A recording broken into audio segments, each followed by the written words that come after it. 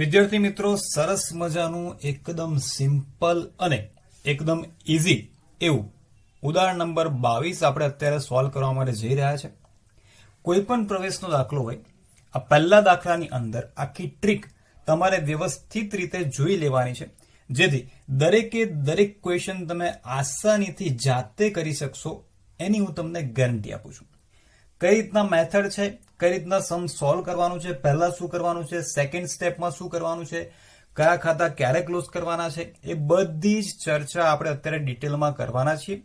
તો તમારું પૂરેપૂરું ફોકસ અત્યારે વિડીયોમાં જ હોવું જોઈએ અને તમારી બુક પણ તમે સાથે લઈને બેસજો, જેથી એની અંદર તમે ટીક કરી શકો અને વિડીયો કમ્પ્લીટ જોયા પછી દાખલો તમારે જાતે સોલ્વ કરવાનો છે અને પછી તમારે કમેન્ટ કરવાની છે કે દાખલાનો આન્સર તમને મળ્યો કે કેમ. બસ આટલું કરશો એટલે પ્રવેશના બધા 1 બાય 1 બધા જ ક્વેશ્ચન તમારા ક્લિયર થઈ જશે અને બોર્ડની પરીક્ષામાં 8 માર્કનો ક્વેશ્ચન આ ચેપ્ટરમાંથી આવે છે, તો તમારા 8 માંથી 8 માર્ક્સ એકદમ સિક્યોર પણ થઈ જશે. હવે કોઈ પણ પ્રવેશનો ક્વેશ્ચન કરીએ, એમાં તમારે ખાસ ધ્યાન રાખવાનું છે કે પહેલેથી લઈને છેલ્લી લાઈન સુધી પ્રોપર આપણે ક્વેશ્ચનને રીડ કરવાનો છે અને એને સમજવાનો છે. ઘણા બધા સ્ટુડન્ટ્સ મિસ્ટેક એક જ કરતા હોય છે કે ક્વેશ્ચનને પ્રોપર રીડ નથી કરતા અને ક્વેશ્ચનને પ્રોપર રીડ ના કરે, જેથી એમને પૂરેપૂરા માર્ક્સ બોર્ડની પરીક્ષાની અંદર અથવા તો સ્કૂલની પરીક્ષાની અંદર મળતા નથી. તો આપણે ક્વેશ્ચનને પહેલા તો સમજીએ, શાંતિથી વાંચીએ અને પછી જ એનું સોલ્યુશન આપણે અહીંયા કરવાનું છે. તો ચાલો શરૂ કરી દઈએ ઉદાહરણ નંબર 22. તો અહીંયા તમને એવું કહેવામાં આવ્યું છે કે ભવ્ય અને શ્લોક 3:2 ના પ્રમાણમાં નફો નુકસાન વહેંચતા ભાગીદારો છે. એનો મતલબ કે અત્યાર સુધી ધંધામાં બે જ ભાગીદાર છે, ભવ્ય અને શ્લોક, અને તેઓનું અત્યાર સુધીનું પ્રમાણ આપ્યું છે 3:2 અને આપણે કહીશું જૂનું પ્રમાણ. એનો મતલબ કે જૂની ભાગીદારી પેઢી કોની છે? ભવ્ય અને શ્લોકની છે, અને એને આપણે કહીશું જૂનું પ્રમાણ, જે તમને આપ્યું છે 3:2. જો અહીંયા તમને મૂડીનું પ્રમાણ આપેલું હોત તો મૂડીનું પ્રમાણ ક્યારેય લેવાશે નહીં, અને જો મૂડી પ્રમાણ હોત તો અહીંયા આપણે નફા નુકસાન વ્યાજનું પ્રમાણ લેવું પડત 1:1. એ તમે પહેલા ચેપ્ટરની અંદર પણ એ કોન્સેપ્ટ જોયો હશે. ફિલહાલ આપણને નફા નુકસાન વ્યાજનું પ્રમાણ આપેલું જ છે અને જૂનું પ્રમાણ છે 3:2. તારીખ 31/3/17 ના રોજ તેમની પેઢીનું પાકું સરવૈયું નીચે મુજબ હતું. હવે આટલું વાંચ્યા પછી સીધું તમારે હવાલાની અંદર આવવાનું છે. હમણાં પાકું સરવૈયું જોવાની જરૂર નથી, એને આપણે પછી ડિસ્કસ કરીએ. સૌથી પહેલા આપણે હવાલા સમજીશું અને એનું ટીક આપણે ઉપર કરતા જઈશું અને એ પ્રમાણે આપણે ક્વેશ્ચન સોલ્વ કરવાનો છે. ક્લિયર? તો સૌથી પહેલા તેઓએ 1/4/17 થી આયુષને નવા ભાગીદાર તરીકે નીચેની શરતોએ દાખલ કરવાનું નક્કી કર્યું. એનો મતલબ કે પેઢીમાં અત્યાર સુધી બે જ ભાગીદાર હતા, ભવ્ય અને શ્લોક. હવે નવો ભાગીદાર પેઢીની અંદર પ્રવેશ કરે છે, એટલે જ આ ચેપ્ટરનું નામ પ્રવેશ છે. એટલે કે બે હતા અને ત્રીજો આવ્યો. ત્રીજાનું નામ શું છે? આયુષ. અને કઈ તારીખે આવે છે? 1/4/17 ના રોજ. ક્લિયર? હવે હવાલો નંબર 1. આયુષ 5 લાખ મૂડી તરીકે અને 1 લાખ રૂપિયા પગડી પેટે રોકડા ધંધામાં લાવશે. રાઈટ? એનો મતલબ કે નવો ભાગીદાર ધંધામાં રોકડ લઈને આવે છે. રોકડમાં બે વસ્તુ લાવે છે, એક તો મૂડી અને બીજું પાઘડી. નવો ભાગીદાર જે કંઈ પણ પાઘડી લાવશે એ કોણ લઈ જશે? જૂના ભાગીદારો કયા પ્રમાણમાં લઈ જશે? માત્ર અને માત્ર ત્યાગના પ્રમાણમાં. પ્રવેશના દરેકે દરેક ક્વેશ્ચનની અંદર નવો ભાગીદાર જે કંઈ પણ પાઘડી લાવશે એ જૂના ભાગીદારો તેમના ત્યાગના પ્રમાણમાં લઈ જશે. આ તમારે ખાસ ધ્યાન રાખવાનું છે. એનો મતલબ કે હવાલાની અંદર નવા ભાગીદારની પાઘડી હોય તો એ હંમેશા ત્યાગના પ્રમાણમાં જ વહેંચવામાં આવશે. આ સિવાય બધી જ વસ્તુ માત્ર ને માત્ર જૂના પ્રમાણમાં જ વહેંચાશે.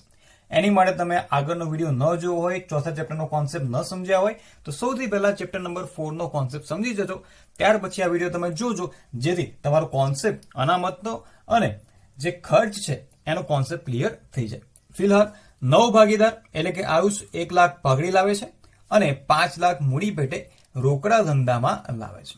ચાલો આગળ વધીએ. જમીન મકાનની કિંમત 80,000 થી વધારવાની છે. એનો મતલબ કે પ્લસ કરવાના છે. જમીન મકાનની અંદર પ્લસ 80,000. આ પણ જૂનો કોન્સેપ્ટ છે ચોથા ચેપ્ટરનો. એ તમે એક વિડીયો જોશો એટલે તમને ખ્યાલ આવી જશે. ત્યાર પછી યંત્રોની કિંમત 1,60,000 સુધી ઘટાડવી. અહીંયા જો થી હતું જ્યારે અહીંયા છે સુધી, એનો મતલબ ઘટીને કેટલી કરવાની છે? 1,60,000. તો કેટલા માઇનસ કરવા પડશે? અહીંયા 40,000 રૂપિયા માઇનસ કરવા પડશે. આમ 1 બાય 1 બધા જ હવાલા આપણે ટીક કરતા જઈશું, જેથી બધા હવાલા ફરી આપણે જોવા પડશે નહીં. માત્ર આપણે પહેલો જ હવાલો ફરી જોવાનો છે, આ એક પણ હવાલો આપણે ફરીથી જોવાનો નથી. દેવાદારો પર 10% ગાલખાદ અનામત રાખવી. હવે જો ક્વેશ્ચનની અંદર તમને ગાલખાદ અનામત દેવાદારોમાંથી માઇનસ કરેલી આપી હશે, અથવા તો સામેની બાજુ એટલે કે મૂડી દેવા બાજુ આપી હશે, તો જે પાકા સર્વેમાં તમને અનામત આપે છે એનું હમણાં આપણે કાંઈ કરવાનું નથી. હમણાં તમારે એટલું યાદ રાખવાનું છે કે હવાલામાં તમને શું કીધું છે. હવાલામાં આપણને એવું કીધું છે કે દેવાદાર પર 10% ગાલખાદ અનામત રાખવાની છે. તો દેવાદારની કિંમત કેટલી છે? 1,20,000 અને એના 10% કેટલા થશે? 12,000 રૂપિયા થશે. એટલે તમારે લખી દેવાનું છે 12,000. શું છે આ? ગાલખાદ અનામત. રાઈટ. આ 10,000 નું શું કરવાનું છે આપણે પછી જોઈશું. ફિલહાલ તમે એટલું યાદ રાખો કે હવાલામાં 10% કીધું છે, તો આપણે નવા પાકા સર્વેની અંદર 1,20,000 ના 10% લેખે 12,000 રૂપિયા માઇનસ કરશું. આગળ, નહીં ચૂકવેલ સમારકામ ખર્ચ માટે 8,000 ની જોગવાઈ કરવાની છે. એનો મતલબ કે ખર્ચો તો છે પણ કેવો છે? ચૂકવવાનો બાકી, અને અહીંયા નોંધેલો નથી કેમ કે એની જોગવાઈ કરવાની છે. સિમ્પલ લોજિક છે. ચૂકવવાનો બાકી ખર્ચ ધંધા માટે શું કહેવાશે વિદ્યાર્થી મિત્રો? દેવું કહેવાશે. એનો મતલબ કે દેવા બાજુ આપણે ઉમેરવું પડશે. પેન્સિલથી લખી દઈશું ચૂકવવાનો બાકી સમારકામ ખર્ચ.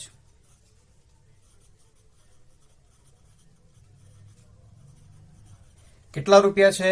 8,000 રૂપિયા. આ રીતના જેટલી પણ વસ્તુ તમને એક્સ્ટ્રા આપી હોય કે જે ઉપરના પાકા સર્વેમાં ન હોય એને આપણે એડ કરતું જવાનું છે. આગળ, ત્રણેય ભાગીદારનું નવું નફા નુકસાનનું પ્રમાણ આપ્યું છે 2:1:2. આ જૂનું પ્રમાણ છે અને આ નવું પ્રમાણ છે, અને આ બંને પ્રમાણની મદદથી આપણને શું મળી જશે? ત્યાગનું પ્રમાણ મળી જશે. ક્લિયર? વિદ્યાર્થી મિત્રો, હવે તમારે બીજો, ત્રીજો, ચોથો, પાંચમો હવાલો જોવાની કોઈ જરૂર નથી, કેમ કે બધા હવાલાની અસર ઓલરેડી આપણે ઉપર પાકા સર્વેમાં આપી દીધી છે.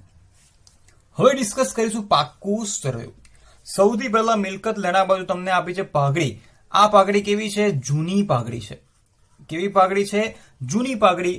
અને જૂની પાઘડી છે પાકા સર્વેમાં જેટલી પણ વસ્તુ હોય એ બધી જ જૂના ભાગીદારો વચ્ચે માત્ર ને માત્ર જૂના પ્રમાણમાં જ વહેંચવામાં આવશે. ધ્યાનથી સમજી લો. જે કંઈ પણ વસ્તુ તમને પાકા સર્વેમાં મિલકત લેણા બાજુ આપી હોય અથવા તો મૂડી દેવા બાજુ આપી હોય, એ બધી જ વસ્તુ એટલે કે અનામતો છે, પાઘડી છે, જાહેરાત ઝુંબેશ ખર્ચ છે, એ બધી વસ્તુ જૂના ભાગીદારો વચ્ચે જૂના પ્રમાણમાં વહેંચવામાં આવશે. હવે સવાલો એ ઉભો થાય કે સર આ કઈ બાજુ વહેંચવી? તો ભાગીદારોના મૂડી ખાતે જ વહેંચવાની છે. કઈ બાજુ યાદ રાખવાનું છે? વિરુદ્ધ બાજુ. વિરુદ્ધ એટલે કે અહીંયા તમને જમણી બાજુ કિંમત આપેલી છે, આ ડાબી બાજુ કહીશું આપણે, અને આને જમણી બાજુ કહીશું. તો જમણી બાજુ છે એને વહેંચવા માટે ક્યાં વહેંચીશું આપણે? મૂડી ખાતાની ડાબી બાજુ વહેંચશું અને જૂના પ્રમાણમાં એટલે કે 3:2 ના પ્રમાણમાં વહેંચશું. એનો મતલબ કે પાકા સર્વેમાં તમને જો પાઘડી દેખાય તો હંમેશા જૂના ભાગીદારો વચ્ચે જૂના પ્રમાણમાં ઉધાર બાજુ વહેંચવામાં આવશે. મૂડી ખાતાની ઉધાર બાજુ. ચાલુ ખાતું ક્યારે બનાવવાનું છે એ આપણે આગળ ક્વેશ્ચનમાં ડિસ્કસ કરશું. ફિલહાલ અહીંયા આપણે માત્ર મૂડી ખાતું જ તૈયાર કરવાનું છે, એટલે મૂડી ખાતાની અંદર ઉધાર બાજુ વહેંચવામાં આવશે. ક્લિયર? આ નવી પાઘડી છે, જ્યારે આ જૂની પાઘડી છે. જૂની પાઘડી છે, જૂની પેઢીની છે, એટલે એને વહેંચી દેવી પડશે. એને ધંધામાં રાખી શકાય નહીં. ત્યાર પછી જમીન મકાન સિમ્પલ છે. યંત્ર એ પણ પાકા સર્વેમાં જશે નવા. સ્ટોક, દેવાદારો એની પણ આપણે ટીક કરેલું છે. રોકાણો એ પણ નવા પાકા સર્વેમાં. રોકડ બેંકમાં જશે. હવે આવું જાહેરાત ઝુંબેશ ખર્ચ. બરાબર? મહેસૂલી ખર્ચ આપણે એને કહીએ છીએ. તો આને પણ શું કરવું પડશે? વહેંચવું પડશે. કોની વચ્ચે? જૂના ભાગીદારો વચ્ચે. કયા પ્રમાણમાં? જૂના પ્રમાણમાં. બરાબર છે? ક્યાં જશે? અહીંયા જમણી બાજુ છે, તો મૂડી ખાતાની અંદર ડાબી બાજુ એને વહેંચવામાં આવશે. એટલે કે 3:2 માં ડાબી બાજુ એટલે કે ઉધાર બાજુ આપણે એની વહેંચણી કરશું. ઇન શોર્ટ, અહીંયા જાહેરાત ઝુંબેશ ખર્ચ હોય, પાઘડી આપેલી હોય, તમને નફા નુકસાન ખાતું આપેલું હોય, બરાબર છે? તો એ બધા જ ખર્ચા અથવા તો પાઘડી જૂના ભાગીદારો વચ્ચે જૂના પ્રમાણમાં અહીંયા જમણી બાજુ છે, તો ડાબી એટલે કે ઉધાર બાજુ વહેંચવામાં આવશે, કાં તો મૂડી ખાતામાં અથવા ચાલુ ખાતામાં. ચાલુ ખાતાની વિગત આપણે પછી જોઈશું. હવે આ ક્લિયર થઈ ગયું. હવે મૂડી દેવા બાજુ આવી જઈએ. સૌથી પહેલા તમને મૂડી આપી છે ભવ્ય અને શ્લોકની મૂડી. તો આ બંને શું છે? શરૂની બાકી. શું છે આ બંને? મૂડીની શરૂઆતની બાકી, ભવ્ય અને શ્લોક. ત્યાર પછી સામાન્ય અનામત, કારીગર વળતર અનામત અને રોકાણ અનામત.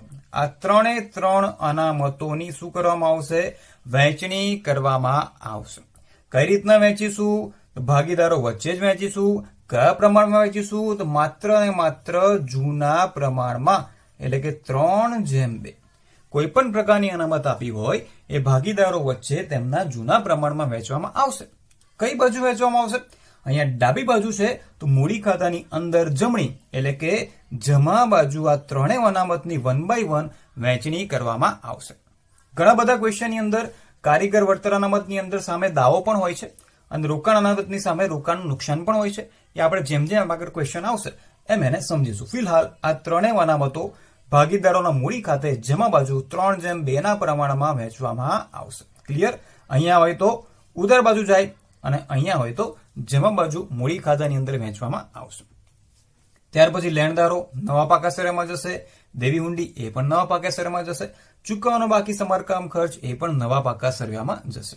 ઇન શોર્ટ તમારે એટલું યાદ રાખવાનું છે કે જેટલી વસ્તુ આપણે હવાલાની ટીક કરેલી છે અને પેન્સિલથી અહીંયા પ્લસ માઇનસ કરેલા છે એ બધાની 2 અસર આવવાની છે. એક તો નવા પાકા સરયામાં ઉમેરો કરીશું કાં તો બાદ કરશું, અને બીજી અસર ક્યાં જશે? પુનઃ મૂલ્યાંકન ખાતાની અંદર આપવાની છે. હવે બેઝિક કોન્સેપ્ટ જે આગળ મેં સમજાવેલો છે ચેપ્ટર નંબર 4 માં, તેમ છતાં આપણે રિવાઇઝ કરી દઈએ. જો જમણી બાજુ એટલે કે મિલકત લેણા બાજુ પ્લસ કર્યું હોય તો પુનઃ મૂલ્યાંકન ખાતાની અંદર પણ તમારે સેમ સાઈડ લખવાનું છે, રાઈટ? અને જો માઇનસ કર્યું હોય તો વિરુદ્ધ બાજુ એટલે કે પુનઃ મૂલ્યાંકન ખાતાની અંદર ઉધાર બાજુ લખવાનું છે. સેમ વસ્તુ અહીંયા પણ લાગુ પડશે. અહીંયા આપણે પેન્સિલથી લખ્યું છે એનો મતલબ ઉમેરો કર્યો કહેવાય, રાઈટ? જો પ્લસ કર્યું હોય તો સેમ સાઈડ અને માઇનસ કર્યું હોય તો વિરુદ્ધ બાજુ પુનઃ મૂલ્યાંકન ખાતાની અંદર મિલકત અને દેવામાં જે કંઈ પણ વધારો ઘટાડો થયો છે એની નોંધ કરવામાં આવશે. આઈ હોપ કે આખો ક્વેશ્ચન તમને ઇઝીલી સમજમાં આવી ગયો હશે. હવે આપણે આ દાખલો આખો સોલ્વ કરીશું. દાખલો કઈ રીતના સોલ્વ કરવાનો છે, પહેલું સ્ટેપ કયું છે, બીજું સ્ટેપ કયું છે, ત્રીજું સ્ટેપ કયું છે, 1 by 1 ડિટેલમાં ડિસ્કસ કરજો. વિડીયો એન્ડ સુધી જોજો. પહેલો જ ક્વેશ્ચન જોવાની સાથે તમારો 100% કોન્ફિડન્ટ લેવલ પ્રવેશના દાખલાની અંદર વધી જશે એ હું તમને ગેરંટી આપું છું. તો ચલો આપણે શરૂ કરીએ ફટાફટ દાખલાનું સોલ્યુશન. વિદ્યાર્થી મિત્રો, તમે જોઈ શકો છો કે કુલ 3 ખાતા અને પાકું સરવૈયું મેં તૈયાર કરીને રાખેલું છે. સૌથી પહેલા બનાવે છે પુનઃ મૂલ્યાંકન ખાતું, ત્યાર પછી ભાગીદારોના મૂડી ખાતા, ત્યાર પછી રોકડ ઓબ્લિક બેંક ખાતું અને છેલ્લે પ્રવેશ બાદનું એટલે કે જે પ્રવેશની તારીખ આપેલી હોય એ દિવસનું પાકું સરવૈયું. બરાબર? 1/4/2017 ના રોજનું પ્રવેશ બાદનું પાકું સરવૈયું. વિદ્યાર્થી મિત્રો, આ 2 પેજની અંદર 8 માર્ક્સનો આખો દાખલો તમારો કેલ્ક્યુલેટ થઈ જશે અને ત્રીજા પેજની અંદર આપણે કરીશું વર્કિંગ એટલે કે ગણતરી. જે ગણતરી ઇમ્પોર્ટન્ટ છે, જે ગણતરી કરવી પડે છે, ખાસ કરીને પાઘડીના હવાલાની જે ગણતરી છે એ આપણે 3rd પેજ ઉપર કરીશું. ઇન શોર્ટ 2 જ પેજનો ઉપયોગ કરીને તમારે આખો સમ સોલ્વ કરવાનો છે. હવે તમે જોઈ શકો છો કે આ જે 3 ખાતા છે એ દરેકે દરેક ક્વેશ્ચનમાં અને આ પાકું સરવૈયું એ પણ દરેકે દરેક ક્વેશ્ચનમાં કોમન રહેશે. આમાંથી એક પણ વસ્તુ ઓછી થવાની નથી. હા, જો ક્વેશ્ચનની અંદર તમને ચાલુ ખાતા આપેલા હશે તો અહીંયા ચાલુ ખાતા આપણે એડ કરવા પડશે. એ કઈ રીતના એડ કરવાના છે, ચાલુ ખાતાની ગણતરી ક્યારે કરવાની છે, એ ચાલુ ખાતાના ક્વેશ્ચન્સ આવશે ત્યારે આપણે ડિટેલમાં સમજીશું. ફિલહાલ તમારે એટલું યાદ રાખવાનું છે કે પુનઃ મૂલ્યાંકન ખાતું આવશે પહેલું, ત્યાર પછી અડધું પેજ ભાગીદારોના મૂડી ખાતા, ત્યાર પછી રોકડ ઓબ્લિક બેંક ખાતું અને છેલ્લે આવશે પ્રવેશ બાદનું પાકું સરવૈયું. વિદ્યાર્થી મિત્રો, સ્ટેપ બાય સ્ટેપ આખો ક્વેશ્ચન આપણે સોલ્વ કરવાના છીએ અને એ સ્ટેપ જો તમે સમજી ગયા તો એક પણ માર્ક્સ પ્રવેશના ક્વેશ્ચનમાંથી તમારો કપાશે નહીં. તો થોડા ઘણા સરસ મજાના સ્ટેપ તૈયાર કર્યા છે. એકદમ ઇઝી છે, સ્ટેપને ગોખવાનું નથી, તમારે ખાલી સમજવાનું છે કે પહેલા શું કરવું, ત્યાર પછી શું કરવું, ત્યાર પછી કઈ વસ્તુ કરવાની છે. એ સ્ટેપ તમે સમજી લેશો તો આખો ક્વેશ્ચન તમારી માટે એકદમ ઇઝી બની જશે, રાઈટ? તો પહેલું સ્ટેપ છે, આપણી પાસે કુલ અહીંયા 3 ખાતા છે અને પાકું સરવૈયું છે. તો આપણી પાસે 2 ખાતા એવા છે કે જેની શરૂઆતની બાકી ઓલરેડી ક્વેશ્ચનમાં આપણને આપેલી છે. શરૂઆતની બાકી એટલે કે શરૂઆતનું બેલેન્સ, શરૂઆતની રકમ કઈ? તો અહીંયા છે ભાગીદારોના મૂડી ખાતા. તો આપણી પાસે જે જૂના ભાગીદારો છે, જૂના ભાગીદારો કે ભવ્ય અને શ્લોક, અને ભવ્ય અને શ્લોક બંનેની મૂડી એટલે કે શરૂની બાકી આપણને ક્વેશ્ચનમાં આપેલી જ છે. તો બંનેની બાકી કેટલી છે? 4 લાખ અને 3 લાખ.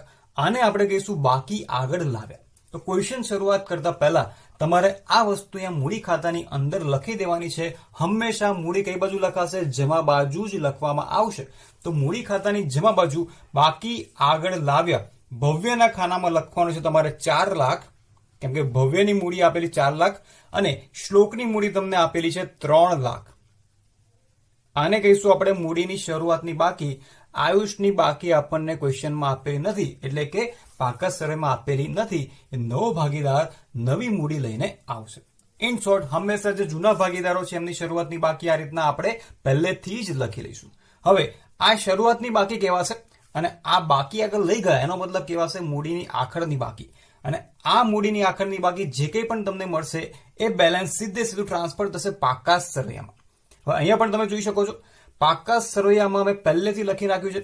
અત્યાર સુધી બે ભાગીદાર હતા જૂના પાકા સરવૈયાની અંદર, ભવ્ય અને શ્લોક. પણ નવા પાકા સરવૈયાની અંદર એટલે કે પ્રવેશ બાદના પાકા સરવૈયામાં તમારે 3 નામ લખવાના છે: ભવ્ય, શ્લોક અને આયુષ. એટલે કે 3 ભાગીદારના નામ પહેલેથી જ તમારે નવા પાકા સરવૈયામાં લખી દેવાના છે. હમણાં એક પણ રકમ લખવાની નથી. આ રકમ ક્યાંથી મળશે? જ્યારે મૂડી ખાતા બંધ કરીશું અને અહીંયા જે બાકી આગળ લઈ ગયા આપણને મળશે આ રકમ અહીંયા ટ્રાન્સફર કરવામાં આવશે. ક્લિયર? આ સિવાય આપણી પાસે છે રોકડ અને બેંક ખાતું. રોકડ અને બેંકની શરૂઆતની બાકી એટલે કે બાકી આગળ લાવ્યા જે ઉધાર બાજુ હંમેશા નોંધવામાં આવશે, કેમ કે રોકડ બેંક શું છે? મિલકત છે અને મિલકતની હંમેશા ઉધાર બાકી હોય. તો આપણને ક્વેશ્ચનમાં આપ્યું છે રોકડ અને બેંક કેટલા રૂપિયા છે? 50,000.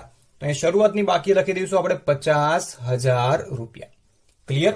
હવે રોકડ ખાતું જયારે છેલ્લે બંધ કરશું ત્યારે આપણને જે કંઈ પણ બેલેન્સ અહીંયા મળશે એને આપણે કહીશું બાકી આગળ લઈ ગયા, જે પછીથી આપણે પાકા સરવૈયાની અંદર ટ્રાન્સફર કરી દઈશું. સિમ્પલ. તો પહેલું સ્ટેપ આપણું વિદ્યાર્થી મિત્રો એ છે ક્વેશ્ચન શરૂ કરતા પહેલા મૂડી ખાતાની શરૂઆતની બાકી લખવાની છે અને સામે લખી દેવાનું છે કે બાકી આગળ લઈ ગયા જે આપણને છેલ્લે મળશે. ત્યાર પછી રોકડ અને બેંક ખાતાની શરૂઆતની બાકી લખશું ઉધાર બાજુ, બાકી આગળ લાવ્યા 50,000 અને લઈ ગયા એટલે કે આખરની બાકી જ્યારે ખાતું બંધ કરશું ત્યારે મળશે.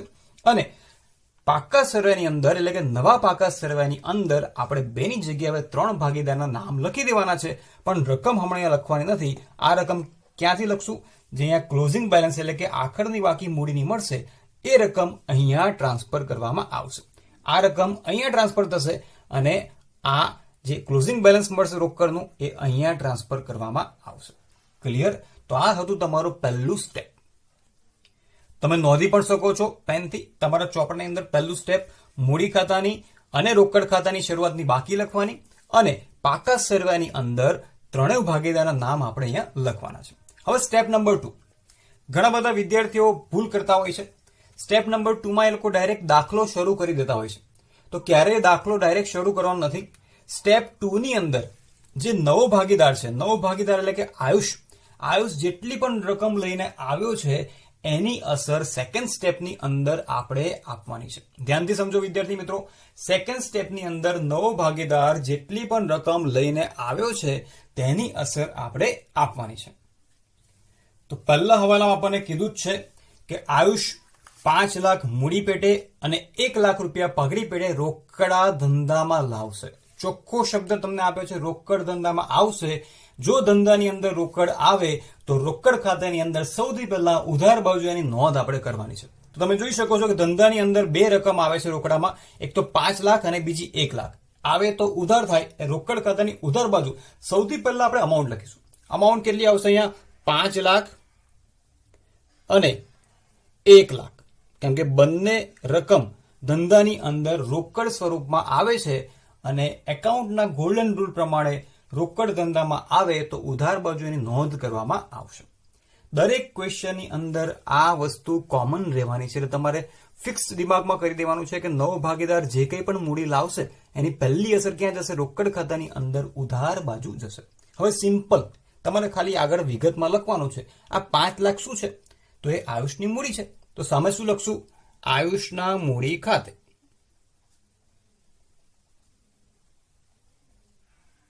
એકદમ સિમ્પલ લોજિક, કશું ગોખવાની જરૂર નથી. સ્ટેપ બાય સ્ટેપ તમારે જવાનું છે. દરેકે દરેક ક્વેશ્ચનની અંદર આ મૂડીનો જે હવાલો છે સેમ રહેવાનો છે. સૌથી પહેલી અસર આપણે આપીશું રોકડ ખાતાની અંદર. હવે તમને બધાને ખબર છે દરેક હવાલાની 2 અસર થાય. તો એક અસર તો આપણે આપી દીધી, બીજી અસર બાકી રહી. તો બીજી અસર ક્યાં જશે? સામે કોનું નામ છે? આયુષની મૂડી. તો આપણી પાસે આયુષનું મૂડી ખાતું છે, તો અહીંયા ઉધાર છે તો મૂડી ખાતાની અંદર આયુષના ખાનામાં જમા બાજુ આપણે લખવાના છે 5 લાખ અને સામે શું આવશે? શું લઈને આવ્યો છે મૂડી તરીકે? રોકડા રૂપિયા લઈને આવ્યો છે. સામે લખશું અહીંયા રોકડ ખાતે. તમે જોઈ શકો છો આપણે બંને અસર આપી દીધી છે. એક અહીંયા સૌથી પહેલી અસર રોકડ ખાતાની ઉધાર બાજુ, કેમ કે ધંધામાં રોકડ આવે છે, અને બીજી અસર જમા બાજુ આયુષના એટલે કે નવા ભાગીદારના મૂડી ખાતામાં જમા. ક્લિયર? તો આ વસ્તુ દરેક ક્વેશ્ચનની અંદર કોમન રહેવાની છે. ચલો હવે બીજી અસર પાઘડી. તમને એવું કીધું છે કે 1 લાખ રૂપિયા પાઘડી પેટે લાવે છે, રાઈટ? તો રોકડ જ આવે છે ધંધામાં પાઘડી પેટે, તો પહેલા આપણે 1 લાખ રૂપિયા રોકડ ખાતામાં લખ્યા. શું છે? તો પાઘડી છે, તો સામે લખશું પાઘડીના પ્રીમિયમ ખાતે. શું યાદ રાખવાનું છે? ખાલી પાઘડી શબ્દ નથી લખવાનું, પાઘડીના પ્રીમિયમ ખાતે તમારે શબ્દ લખવાનું છે. એટલા માટે કેમ કે આ પાઘડી ધંધામાં બતાવવાની નથી. આ પાઘડી સીધી કોણ લઈ જવાનું છે? જૂના ભાગીદારો લઈ જવાના છે, રાઈટ? ચલો અહીંયા ઉધાર બાજુ લખ્યું છે. હવે આ જે 1 લાખ રૂપિયા નવો ભાગીદાર લાવ્યો છે એ કોણ લઈ જવાનું છે? ભવ્ય અને શ્લોક લઈ જવાના છે, રાઈટ? કયા પ્રમાણમાં લઈ જવાના છે? તો તેઓના ત્યાગના પ્રમાણમાં લઈ જવાના છે. ઇન શોર્ટ અહીંયા ઉધાર છે તો બીજી અસર જમા બાજુ આપવાની છે, અને કોના ખાનામાં આપવાની છે? ભવ્ય અને શ્લોકના ખાનામાં આપવાની છે. પણ એ માટે આપણે ત્યાગનું પ્રમાણ અહીંયા શોધવું પડશે.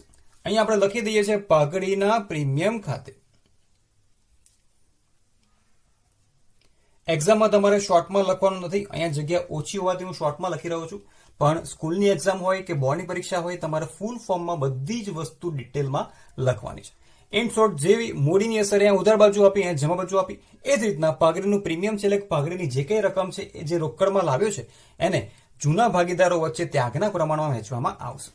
એની માટે આપણે ગણતરી કરવી પડશે, એટલે કે નોંધ નંબર 1 આપણે અહીંયા તૈયાર કરવી પડશે. ત્યાગનું પ્રમાણ શોધવા માટે આપણને બે વસ્તુ જોઈશે, એક જૂનું પ્રમાણ અને બીજું નવું પ્રમાણ. જો ક્વેશ્ચનમાં નવું પ્રમાણ ના આપેલું હોય તો શું કરવાનું છે એ બધી વસ્તુ આપણે ડિટેલમાં આગળના બધા ક્વેશ્ચનમાં ડિસ્કસ કરશું. ફિલહાલ આપણી પાસે બંને પ્રમાણ છે, જૂનું અને નવું. જૂનામાંથી નવું પ્રમાણ માઇનસ કરશું એટલે આપણને ત્યાગ મળી જશે. એટલે નોંધ નંબર 1 બનાવવું પડશે આપણે ત્યાગનું પ્રમાણ, જૂનો ભાગ ઓછા નવો ભાગ. ત્યાગ કઈ રીતના શોધવો એ ક્વેશ્ચન જો તમને ન આવડતા હોય તો સૌથી પહેલા ચેપ્ટર નંબર 4 માં જઈને એના વિડીયોઝ તમે જોઈ લેજો, એટલે આખો કોન્સેપ્ટ તમારી માટે ઇઝી થઈ જાય. ભવ્યનો જૂનો ભાગ માઇનસ નવો ભાગ, શ્લોકનો જૂનો ભાગ માઇનસ નવો ભાગ, એટલે અહીંયા આપણને બંને ભાગીદારો ત્યાગ કરે છે. અને 1/5 એટલે ત્યાગનું પ્રમાણ શું છે? 1/1. એનો મતલબ કે નવો ભાગીદાર એટલે કે આયુષ જેટલી પણ પાઘડી લાવ્યો છે એ જૂના ભાગીદારો 1/1 ની અંદર પોતપોતાના ભાગે વહેંચી લેશે. 1/1 એટલે સરખા પ્રમાણમાં. તો 1 લાખને આપણે અડધા કરી દઈએ સરખા પ્રમાણમાં, તો 50,000 ભવ્યના મૂડી ખાતે જમા અને 50,000 શ્લોકના મૂડી ખાતે જમા. તો તમે જોઈ શકો છો અહીંયા ઇઝીલી આપણે શું કર્યું? પહેલો જે હવાલો હતો જે દરેક ક્વેશ્ચનમાં મોસ્ટલી કોમન રહેશે, મૂડી અને પાઘડી જે નવો ભાગીદાર ધંધામાં લાવશે અને રોકડ સ્વરૂપમાં લાવશે, એની અસર સૌથી પહેલા રોકડ ખાતામાં ઉધાર બાજુ આપી અને મૂડી ખાતે આપી, અને જે પાઘડી છે એ જૂના ભાગીદારો લઈ જશે ત્યાગના પ્રમાણમાં. એટલે એની ગણતરી કરીને આપણે પાઘડીનો હવાલો કમ્પ્લીટ કર્યો. હવે એકદમ સિમ્પલ તમે ક્વેશ્ચન આગળ સોલ્વ કરી શકો છો. હવે એક પણ હવાલા આપણે નીચે જોવાની જરૂર પડશે નહીં, અહીંયાથી જ આખો ક્વેશ્ચન આપણો પરફેક્ટલી સોલ્વ થઈ જશે. તો સ્ટેપ નંબર 3 છે આપણું મિલકત લેણા બાજુથી શરૂઆત કરી. શું છે સ્ટેપ નંબર 3? મિલકત લેણા બાજુ શરૂઆત કરો. 1 by 1 બધી એન્ટ્રી વાંચતા જાઓ, એનું પોસ્ટિંગ આપણે અહીંયા કરતા જવાનું છે. તો સૌથી પહેલા મિલકત લેણા બાજુ આપણને આપી છે પાઘડી એટલે કે જૂની પાઘડી. પહેલા જ આપણે ક્વેશ્ચનમાં ડિસ્કસ કર્યું કે અહીંયા પાઘડી તમને દેખાય તો હંમેશા જૂના ભાગીદારો વચ્ચે જૂના પ્રમાણમાં ઓપોઝિટ એટલે કે વિરુદ્ધ બાજુ વહેંચવામાં આવશે. વિરુદ્ધ એટલે કે મૂડી ખાતાની ઉધાર બાજુ વહેંચવામાં આવશે. તો ઉધાર બાજુ અહીંયા લખી દઈએ પાઘડી ખાતે. કેવી પાઘડી છે? આ જૂની પાઘડી છે. જૂનું પ્રમાણ કયું છે? 3/2. તો 1 લાખને આપણે 3/2 ની અંદર વહેંચી દઈએ. તો અહીંયા 60,000 ભવ્યના ખાનામાં અને 40,000 રૂપિયા શ્લોકના ખાનામાં આવશે. અને આયુષના ખાનામાં ડેશ આવશે, કેમ કે જૂના ભાગીદારમાં જૂનું પ્રમાણમાં આયુષનું નામ છે જ નહીં. અને પાકા શેરોમાં જેટલી પણ વસ્તુ કદાચ વહેંચવાની થાય એ બધી હંમેશા જૂનો ભાગીદારો વચ્ચે જ વહેંચવામાં આવશે. ત્યાર પછી છે જમીન અને મકાન. હવે હવાલા સ્ટાર્ટ થશે અને દરેક હવાલાની કેટલી અસર આવશે? 2.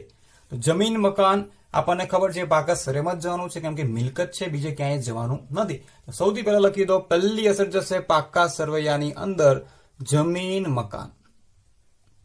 હવે તમારે કૌંસમાં વધારો ઘટાડો એવું કશું લખવાની જરૂર નથી, સીધું તમારે રકમની અંદર પ્લસ માઇનસ કરી દેવાનું છે. તો જમીન મકાનની કિંમત હતી 3,50,000.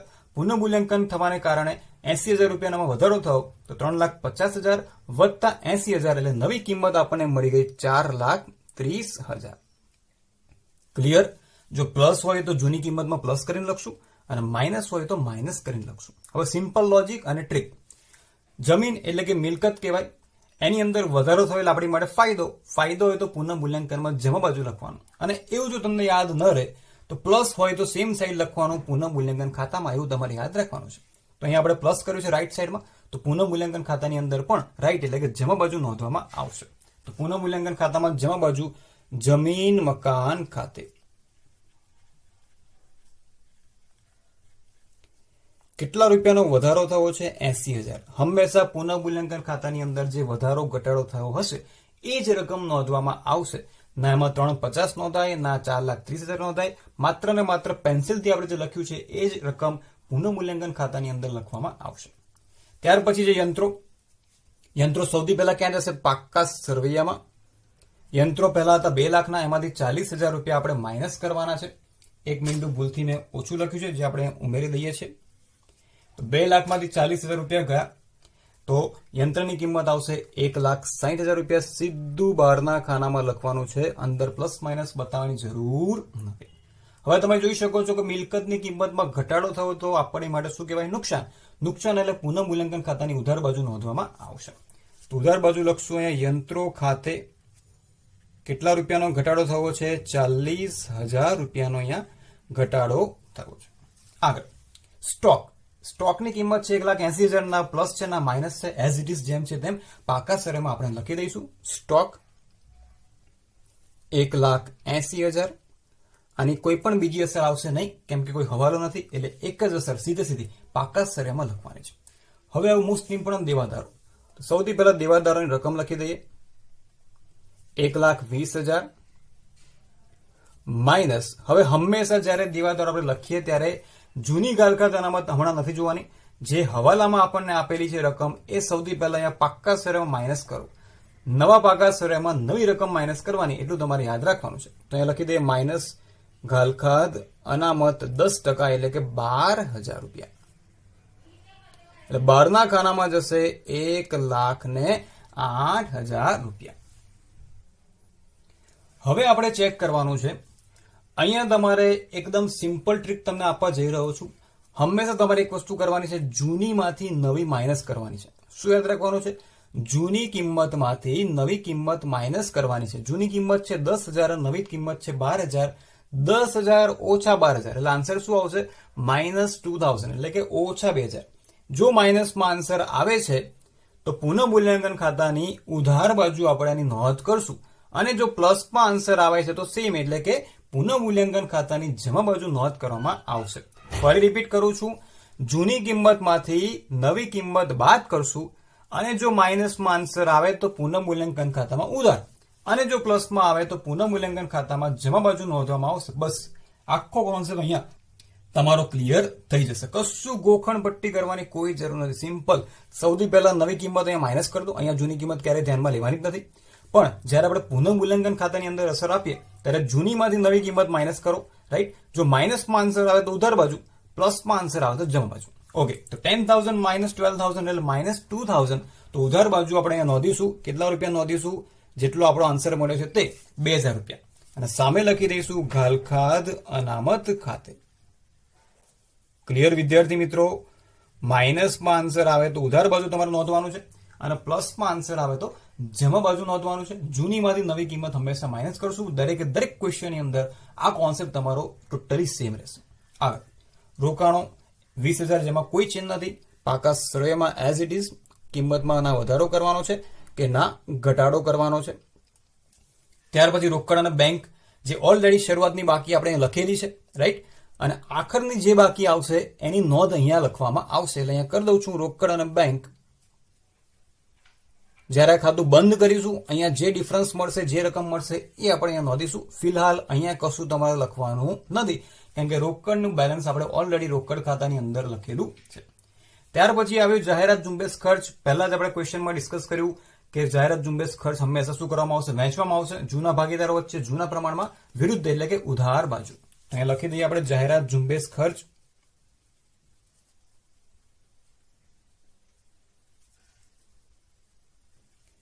યસ, તો કુલ રકમ છે 10,000. 10,000 એ 3/2 માં આપણે ડિસ્ટ્રીબ્યુટ કરી દઈએ. 6,000 અને 4,000 જૂના ભાગીદારો વચ્ચે. નવા ભાગીદારના ખાનામાં શું આવશે? ડેશ. ક્લિયર? તો આખી મિલકત લેણા સાઈડ આપણે કમ્પ્લીટ કરી નાખી છે.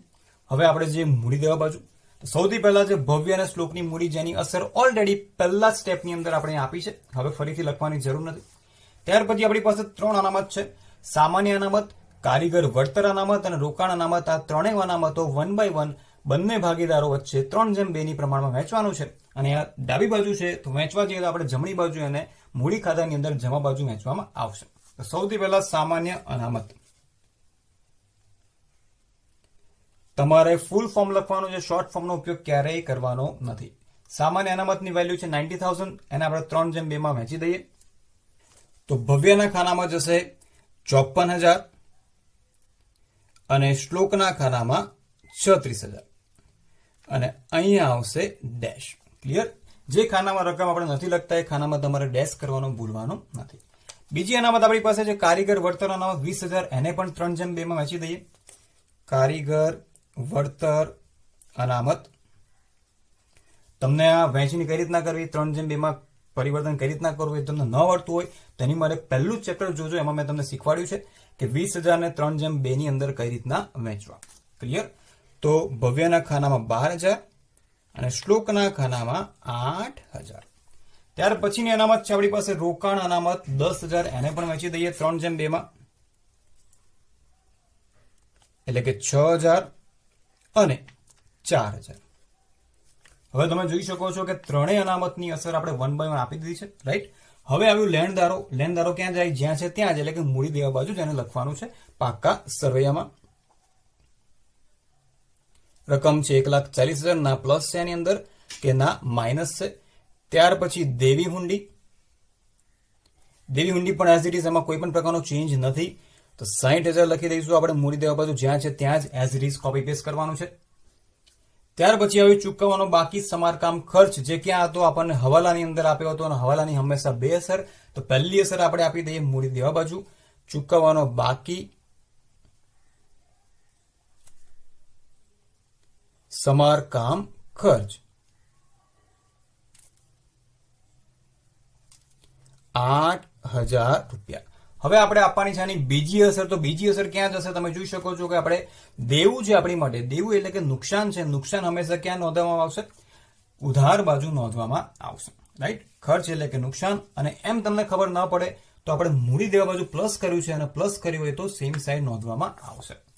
ચૂકવવાનો બાકી સમારકામ ખર્ચ 8,000 રૂપિયા. ક્લિયર વિદ્યાર્થી મિત્રો?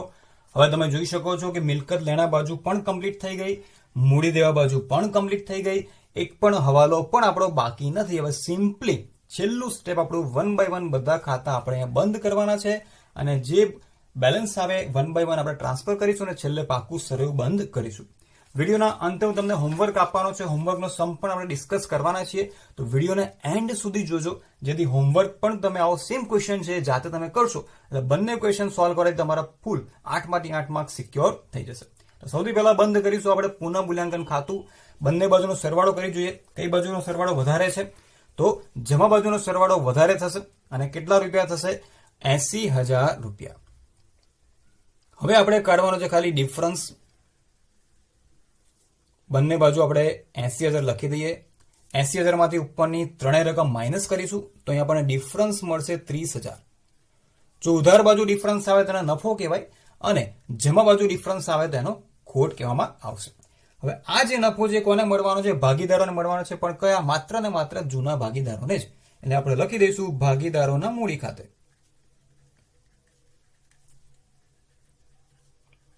કેમ કે આ નફો ભાગીદારોનો છે તો ભાગીદારોમાં ટ્રાન્સફર કરવામાં આવશે. કયા પ્રમાણમાં? 3:2 જૂના ભાગીદારોનું માત્ર અને માત્ર જૂનું પ્રમાણ, એટલે કે ભવ્ય અને શ્લોક. 30,000 ને 3:2 માં વેચી દઈએ તો 18,000 અને 12,000. અહીંયા ઉધાર છે તો આ રકમ ટ્રાન્સફર થઈને અહીંયા ક્યાં જશે? જમા બાજુ લખવામાં આવશે. તો પહેલા રકમ લખીશું 18,000 અને શ્લોકના ખાનામાં 12,000. હવે આ નફો આપણે ક્યાંથી લાવ્યા? તો પુનઃ મૂલ્યાંકન ખાતેથી લાવ્યા. તો વિગતમાં આપણે ખાતાનું નામ લખવાનું છે, પુનઃમૂલ્યાંકન ખાતે. ક્લિયર વિદ્યાર્થી મિત્રો? પુનઃમૂલ્યાંકન ખાતું બંધ કર્યું, નફો આવે તો આ બાજુ ટ્રાન્સફર થશે અને નુકસાન આવે તો ઉધાર બાજુ ટ્રાન્સફર કરવામાં આવશે. હવે 1 બાય 1 દરેક ભાગીદારોના મૂડી ખાતા આપણે બંધ કરીશું. મૂડી ખાતામાં તમે જોઈ શકો છો કે જમા બાજુ બધી બહુ મોટી રકમ છે, એટલે સૌથી પહેલા જમા બાજુનો આપણે સરવાળો કરશું. તો પહેલા ભવ્યના ખાનામાં આપણને મળશે 5,40,000.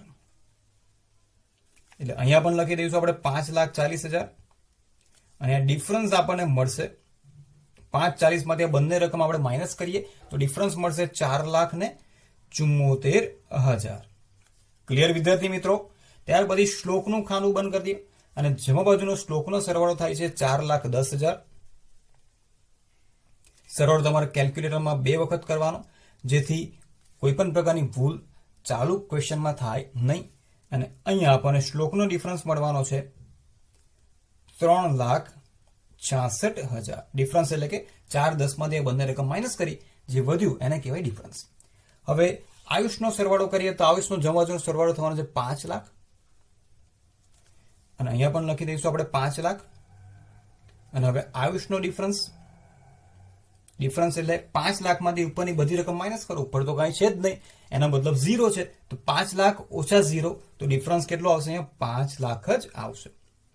ઘણા બધા વિદ્યાર્થીઓ મિસ્ટેક કરતા હોય કે સર અહીંયા ડિફરન્સ કેમ ન મળે? તો અહીંયા 5 લાખમાંથી ઉપરની રકમ માઇનસ કરો, ઉપર એક પણ રકમ નથી, એનો મતલબ 0 છે. તો 5 લાખ ઓછા 0 તો પૂરેપૂરો ડિફરન્સ એટલે કે 5 લાખ થશે. ઇન શોર્ટ બંને બાજુનો સરવાળો ડિફરન્સ કાઢ્યા પછી સરખો થવો જોઈએ. ક્લિયર?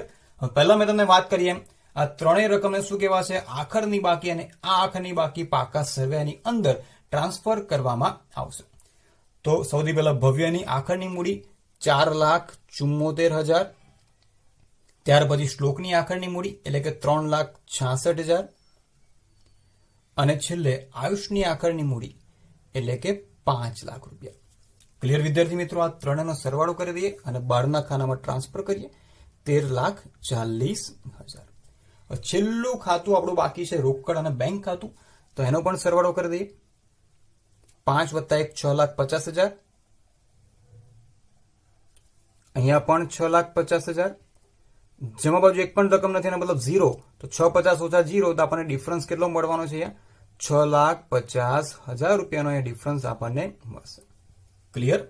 આ રકમ ટ્રાન્સફર ક્યાં કરવાની છે? મિલકત લેના બાજુ રોકડ અને બેંકની સામે લખી દઈશું આપણે 6,50,000. હવે પાકા સરવાળાની અંદર બંને બાજુનો આપણે સરવાળો કરી દઈએ અને બંને બાજુનો સરવાળો તમારો સરખો થવો જોઈએ તો જ તમારો ક્વેશ્ચન સાચો છે એમ કહેવાય. તો બંને બાજુનો સરવાળો આપણને મળે છે 15,48,000.